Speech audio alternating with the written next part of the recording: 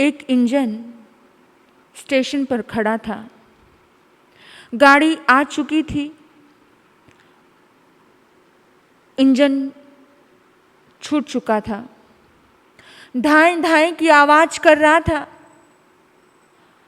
और बॉयलर की गर्मी से छूटकर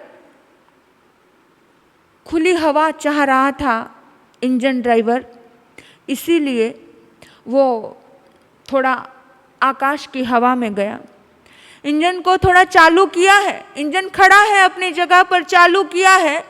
आवाज आ रही है कि चलो सभी यात्रीगण आ जाएंगे। 5-10 मिनट का समय था। इतनी ही देर में उसका 7 वर्षीय बच्चा उस इंजन की ड्राइवर की सीट पर बैठ गया और उसने कले घुमाना शुरू कर दिया। अब बच्चा तो बच्चा होता है, छेड़खानी करता रहता है, कभी कुछ कभी कुछ कभी कुछ। तो वो घुमाते घुमाते कभी ये घुमा रहा कभी वो घुमा रहा है।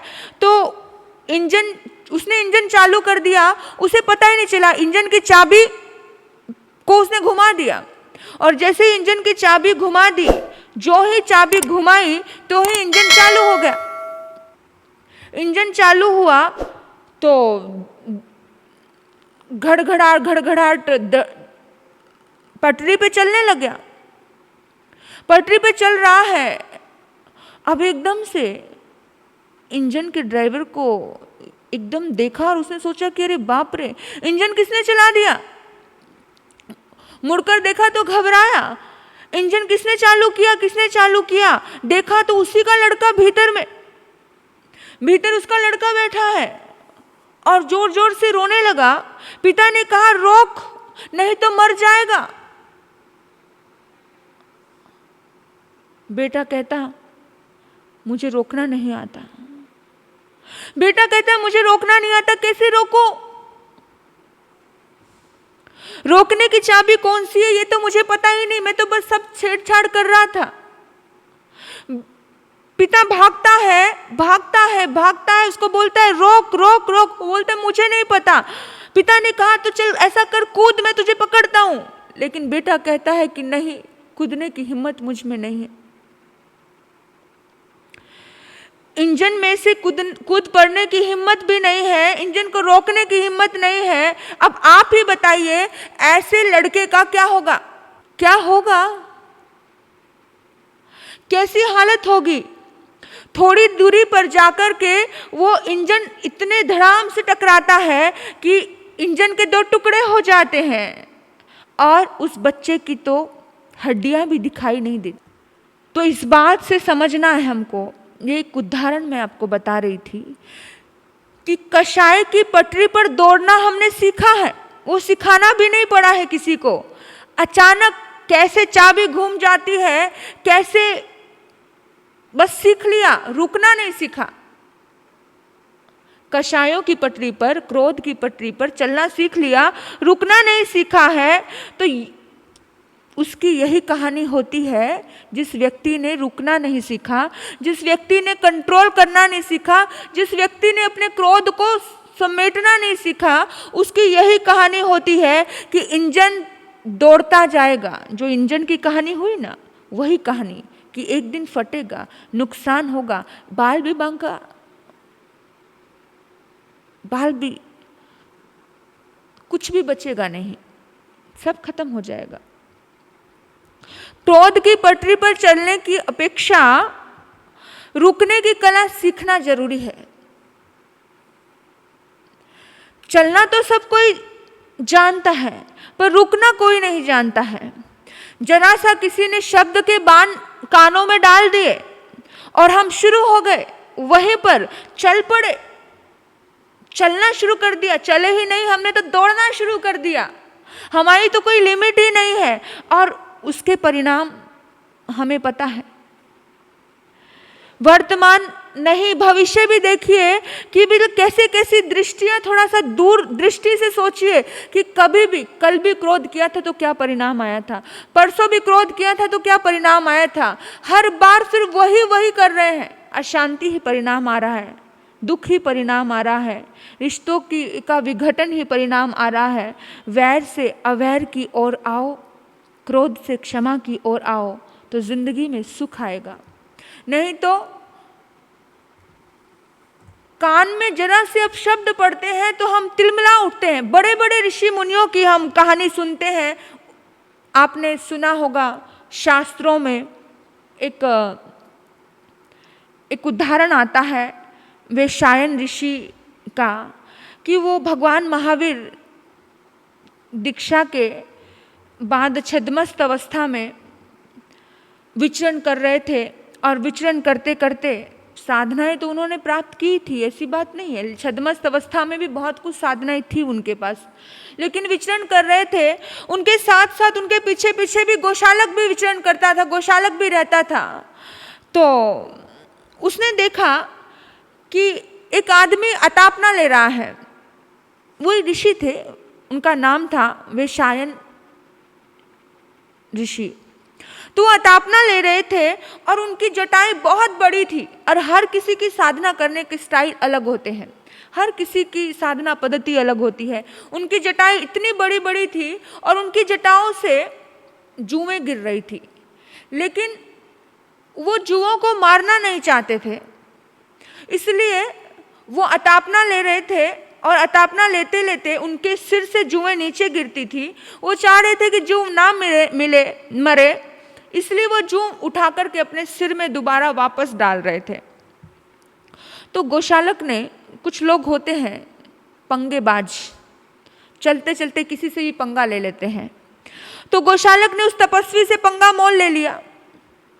और ऐसे तो बहुत सारे लोगों की आदत होती है, गोशालक जैसी प्रवृत्ति के तो बहुत सारे लोग होते हैं जो चलते चलते राह चलते किसी से भी पंगा ले लेते हैं।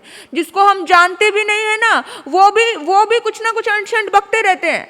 बहुत सारी दुनिया में ऐसे लोग आते हैं और पता चलता है, और कभी कभी हम बोलते हैं कि अरे भाई हम तो उसको जानते तक नहीं है, ऐसा होता है। तो गोशालक की प्रवृत्ति के ही होते हैं वो व्यक्ति। तो ऐसा ही चल रहा था, गोशालक ऐसा ही किस्म का था। तो वे हर किसी से बात बात में भिड़ जाते हैं, बात बात में चिढ़ जाते हैं, पंगा मोल ले ही लेते हैं। तो ऐसी घटना आती है कि बीच में एक घटना आती है, घटना मैं बता रही हूँ। एक घटना मुझे याद आ गई। एक सूअर और एक शेर, दोनों का आमने सामना हुआ, और सूअर ने कहा चल मेरे से लड़ाई कर। शेर ने कहा मैं तेरे से नहीं लड़ना चाहता हूँ, मैं तेरे से लड़कर कोई फायदा नहीं है मेरा, मैं क्यों तेरे से लड़ूं। कोई मेरे क्रोध के काबिल हो तो ही तो मैं किसी पर क्रोध करूं। कुछ लोग मेरे क्रोध के भी काबिल नहीं होते हैं, जो मेरे क्रोध को समझने वाले हैं, जो मेरी ताकत रखने वाले हैं, उस पे तो मैं सोच सकता हूँ, लेकिन मैं तुझसे लड़ने में कोई लड़ने में इंटरेस्ट नहीं रखता हूँ, मैं नहीं लड़ना चाहता हूँ। तब सूअर ने बोला कि देख तू अगर मेरे से नहीं लड़ा है तो मैं सबको जाकर के बोल दूंगा कि शेर मेरे से डर गया, शेर मेरे से हार गया। तो शेर ने कहा है सूअर तू जाकर पूरे शहर में ढिंडोरा पीट घोषणा कर, तू पूरी तरह से प्रचारित कर इस वाक्य को, लेकिन कोई भी इंसान तुझ पर भरोसा नहीं करेगा कि तूने शेर को पराजित किया है। ऐसे ही सूअर के दिमाग के बहुत सारे लोग होते हैं। सूअर के बल में और शेर के बल में अंतर होता है। सूअर कहाँ समझता है? सूअर के बल में, सूअर की ताकत में और शेर की ताकत में अंतर होता है, लेकिन सूअर इस चीज को नहीं समझता है। नासमझ लोग इस चीज को नहीं समझते हैं। तो ऐसे ही सूअर जैसे दिमाग वाले बड़े बड़े लोगों से भिड़ जाते हैं, जो साधना वाले लोग हैं। अब गोशालक भगवान महावीर से बेकार में भिड़ता रहता था। आप देखो,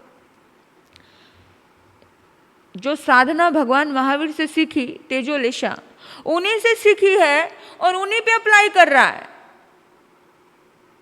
कितनी बड़ी मतलब ना समझे है। कुछ लोग इतने ज्यादा कृतघ्नी होते हैं, इतने कृतघ्न होते हैं, जिससे सीखते हैं, जिससे समझते हैं, जिससे साधनाएं प्राप्त करते हैं, उन्हीं पे वो चीज़ें अप्लाई करने लग जाते हैं। तो बंधुओं, गोशालक ने उस तपस्वी को छेड़ा और बोला, अरे अरे, तू तपस्वी है या जुओं का घर? और तपस्वी एक बार तो शांत रहे, फिर दोबारा बोला, जुओं का घर, जुओं का घर। फिर दोबारा बोला, एक बार, दो बार, तीन बार। अब तपस्वी को गुस्सा आ गया, तपस्वी को क्रोध आ गया, और तपस्वी के पास साधना थी।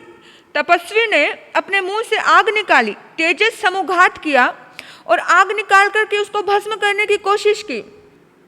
अब जैसे ही वो आग देखी उसने, अब गोशालक के पास तो कुछ था नहीं। गोशालक तो डर के मारे भागा भागा भगवान के चरणों में पहुंचा, भगवान मुझे बचा लो, भगवान मेरी रक्षा करो। भगवान को दया आ गई, भगवान ने उसके ऊपर शीतलेशा का छोड़ा। और जैसे ही उसको पता चला कि उस वेश्यायन ऋषि को पता चला, ओहो, मतलब इसके पीछे तो कोई बड़ी शक्ति काम कर रही है, ये बहुत बड़ी छत्र छाया में है। उसने अपनी पूरी की पूरी शक्ति समेट ली और समेटने के बाद भगवान महावीर के पास आया और आकर के वंदन नमन किया और उस माफ़ी मांगी। बोला कि मुझे नहीं पता था ये आपकी छत्र छाया में है, लेकिन ये बहुत अनशंट बक रहा था तो मैंने इसे जलाना चाहा क्योंकि मुझे अच्छा नहीं लगा। देखिए, वो तपस्वी तो था, साधना तो थी उसके पास, वेश्यायन ऋषि के पास, लेकिन शुद्धशील नहीं था, शुद्धशील नहीं था, श्रोत इंद्रिय पे कंट्रोल नहीं था। तो इसीलिए गोशालक के बोलने पर वो भड़क गया, उसको क्रोध आ गया। तो ऋषि मुनियों के पास बड़ी बड़ी साधनाएं तो हुई हैं, लेकिन एक पल में गुस्सा आ जाता, एक पल में बोल देते थे, जा तू पत्थर का हो जा, जा तू भस्म हो जा, जा तू भी मेरे जैसे तड़फ तड़फ के मरेगा। अभिशाप दे देते थे अपनी शक्तियों के दम पर। जबकि भगवान महावीर स्वामी ने हजारों उपसर्ग सहे, इतने कष्ट सहे, इतनी तकलीफें सही, लेकिन तो भी वो एक पल के लिए भी क्रोधित नहीं हुए हैं। मतलब शुद्धशील था उनके भीतर में, उनको अपने इंद्रियों पे कंट्रोल था, श्रोत इंद्रियों पे कंट्रोल था। और वो शब्द जो उनके कानों में पड़े, उन शब्दों को कैसे पॉजिटिव लेना है, उन्हें वो कला थी, उनके पास था वो। आपको पता है कि गोशालक जब उनके पास आया और जब अनशंट बकने लगा, जब भी कुछ कहने लगा, तो महावीर ने प्रति कुछ भी नहीं कहा, बड़े शांति से आराम से हर पल हर क्षण उसको संभाव में लेकर जाते रहे। चंडकोशी क्रोधित हुआ और डंक लगाया, पर महावीर एक वाक्य भी नहीं क्रोधित होकर के बोले, बल्कि बड़े प्यार से बोले, संग बुझंग चंडकोशिया, बहुत मोहब्बत से बोले। तो हमें एक समझ हमें इन चीज़ों से लेनी है कि जो परिपक्व साधक होता है वो बाहर में आने वाले जो प्रभाव होते हैं उन प्रभावों से अपने ऊपर प्रभावित नहीं होता है, यानी उन प्रभावों का उस पर असर नहीं होता है। जो परिपक्व साधक है वो बहुत सहनशील होता है, संभाव साधना उसके भीतर में गजब की होती है। हम भगवान महावीर से इसका उदाहरण लें, भगवान महावीर से हमें शिक्षा लेनी चाहिए। हमारे आदर्श बहुत ऊंचे हैं, उन्होंने तो कानों में कीले ठुकवा ली थी। हम तो कानों में दो शब्द भी पड़ जाए, तो नेगेटिव शब्द पड़ जाए, वो शब्द भी हमसे सहन नहीं होता। तो बस उस समय में याद करना कि वो महान आत्मा, उनको तो शरीर के इतने कष्ट दिए गए लोगों ने, लेकिन फिर भी वो कुछ नहीं बोले। हमें तो कोई दो चार ऐसे अपशब्द बोलते हैं तो हम क्यों क्रोधित होकर के अपने मन को अशांत करते हैं।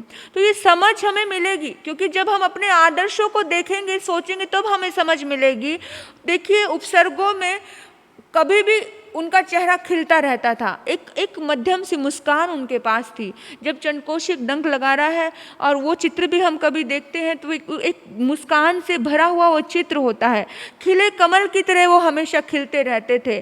तो भगवान महावीर के जीवन से हमें और आपको प्रेरणा लेनी है कि कैसे वो दिव्य पुरुष थे, कैसे वो महापुरुष थे, जिन्होंने कभी भी क्रोध की चपेट में आकर के अपने जीवन की पटरी को अनबैलेंस नहीं किया, अपने जीवन रूपी इंजन को खुला नहीं छोड़ा है और कंट्रोल में रखा है। तो बस हमें भी और आपको भी परमात्मा के इन दिव्य सूत्रों से संदेश लेना है कि क्रोध प्रीति का नाश कर देता है। कोहंग पियंग पणा सही, क्रोध प्रीति का, क्रोध प्रेम का नाश करता है। तो अगर क्रोध आ रहा है, अगर हम उस पटरी पे चल रहे हैं, तो हम उस पटरी चलना जानते हैं तो रुकना भी जाने। देखो, हम भगवान नहीं हैं, कोई भी इस दुनिया में भगवान नहीं है, लेकिन चलो अगर चलना आ रहा है तो रुकना भी आए। गाड़ी को चलाना आता है तो ब्रेक लगानी भी आती है, साइकिल चलाते हो तो ब्रेक लगानी भी आती है। कहाँ पर स्पीड ब्रेकर आया है वहाँ गाड़ी को कम करना भी आता है। तो जैसे बाहर की चीज़ों को स्पीड और गति का महत्व है, उसी तरह से भीतर में जो कषाय पड़े हैं उसको भी रोकने की कला हमारे पास होनी चाहिए। और हमें वो कला आ सकती है, क्योंकि हमें संकल्प के द्वारा वो कला आ सकती है कि भाई नहीं, मुझे मेरा ही नुकसान नहीं करना है। यही आपने आपको बार बार यही संदेश दो कि मुझे मेरा नुकसान नहीं करना है, मुझे खुद पर दया करनी है, इसलिए मुझे क्रोध नहीं करना है। तो हर जगह अपने दिल के दरवाजे पे लिख कर रख लो। मैं भी और आप भी, हम दोनों ही, इन सभी लोग इस दुनिया में परमात्मा के बताए हुए रास्ते पर जब चलते हैं तो जीवन में आनंद आनंद और आनंद होता चला जाता है। इन्हीं शुभ भाव से आपने मुझे सुना। मैं आपके भीतर बैठे परमात्मा तत्व को नमन करती हूँ। ओम शांति।